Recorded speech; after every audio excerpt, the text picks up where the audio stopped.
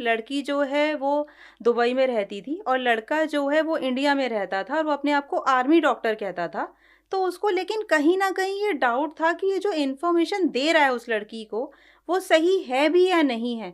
कहीं ऐसा तो नहीं है कि वो उसे झूठ बोल रहा है या उसको गलत इन्फॉर्मेशन दे रहा है, सिर्फ़ पैसों के लिए, क्योंकि वो एट टाइम्स उससे पैसे माँगता था और वो लड़की उसको कन्वीनिएंटली ट्रांसफ़र भी करती रहती थी, क्योंकि 5 ईयर का रिलेशनशिप था और वो लड़का उसके साथ रेगुलर टच में था, उनकी वीडियो कॉल्स भी होती थी, बात भी रेगुलर होती थी, तो उसको पैसे भी देती रहती थी। तो उसको यही जानना था कि जो ये लड़का कहता है कि वो आर्मी डॉक्टर है, आर्मी में काम करता है, वो इन्फॉर्मेशन सही है या नहीं है। तो ऐसे केसेस हम लेते हैं, क्योंकि यहाँ पर ये भी एक क्वेश्चन मार्क है कि जो इन्फॉर्मेशन अपने बारे में दे रहा है, वो करेक्ट है भी या नहीं है। तो ऐसे ये केस आया था, इसमें वो क्लाइंट हमारे पास आई, उसने वो इंडिया आई हुई थी, तो उसने मेरे से मिली, उसने मुझे बताया कि वो एक लड़के के साथ रिलेशनशिप में है and that relationship is for almost 5 years. अब वो शादी प्लान कर रहे हैं और वो लड़का ये कहता है कि मैं यहाँ पर अपनी जॉब छोड़ के तुम्हारे साथ दुबई सेटल होना चाहता हूँ। तो उसको सबसे पहले तो यही लगा कि एक आर्मी में डॉक्टर है, सेटल्ड जॉब है, गवर्नमेंट एम्प्लॉयी है और आर्मी पर्सन के लिए तो नेशनल एक होता है कि भई मेरे लिए सबसे इम्पोर्टेंट मेरी जॉब है। वो छोड़ के मेरे साथ दुबई क्यों सेटल होना चाहता है? और जब भी मैं उसके पेरेंट्स से मिलने के लिए कहती हूँ, वो मना कर देता है, कुछ एक रीज़न दे देता है। मैं पूछती हूँ कि आपकी आर्मी कौन से आर्मी हॉस्पिटल में पोस्टिंग है? वो उसका एक रीज़न देता है, क्योंकि इस टाइम इंडिया-पाकिस्तान की काफ़ी टिफ्स चल रहे हैं, तो एज़ अ सिक्योरिटी प्रोटोकॉल मैं आपको अपने हॉस्पिटल का नाम नहीं बता सकता कि मैं कौन से गवर्नमेंट हॉस्पिटल में पोस्टेड हूँ। और मेरी बहुत फ्रीक्वेंट शफलिंग्स होती हैं, बीइंग इवन आर्मी डॉक्टर हमें बहुत फ्रीक्वेंटली कहीं पर भी किसी भी रिमोट एरिया में भेज देते हैं, तो मैं आपको इन्फॉर्मेशन नहीं शेयर कर सकता। तो उसके पास इन्फॉर्मेशन के लिए सिर्फ़ उसका नाम पता था, उसके फ़ादर का नाम पता था, उसके 2 या 3 फ़ोन नंबर्स थे और उसका डेट ऑफ बर्थ था।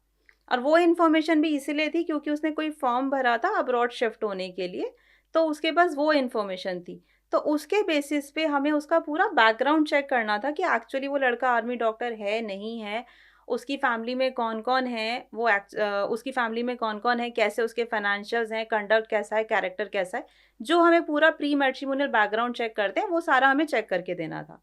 हमने इन्वेस्टिगेशन स्टार्ट करी, बहुत डिफ़िकल्ट केस था क्योंकि हमारे पास बहुत लिमिटेड इन्फॉर्मेशन थी। उसके बेसिस पे इन्वेस्टिगेशन करनी थी और वो अगर एक्चुअली आर्मी डॉक्टर था, तो डेफ़िनेटली उसकी काफ़ी इन्फॉर्मेशन सीक्रेट भी होती।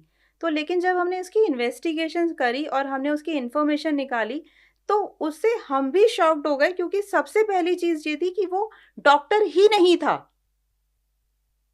कहता था मिलिट्री और डॉक्टर। वो कहता था military doctor, but military doctor तो दूर की बात है, वो डॉक्टर ही नहीं था।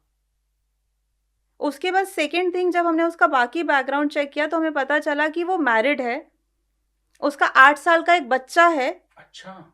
और वो एक बहुत लो क्लास एरिया में रहता है, एक बहुत छोटी-सी मामूली एमआर की जॉब करता है। Medical medical representative. रिप्रेजेंटेटिव की। इसीलिए उसको मेडिकल टर्म्स पता हैं, इसलिए वो क्लाइंट को बता पाता था कि मैं ये मेडिकल में ये देख रहा हूँ, ये मेरा डायग्नोस हुआ है। वो रैंडम जार्गन्स इसीलिए दे पाता था क्योंकि वो एमआर था। बट एक्चुअली ना वो डॉक्टर था, ना वो आर्मी डॉक्टर था और वो मैरिड भी था, उसके एक बच्चा भी था। बस जस्ट बिकॉज़ वो अब्रॉड सेटल होना चाहता था लड़की के साथ, उससे पैसे लेना चाहता था, इसलिए उसने अपने आप को वो सब कुछ बताया था कि वो मेडिकल डॉक्टर है और वो आर्मी में हॉस्पिटल में जॉब करता है।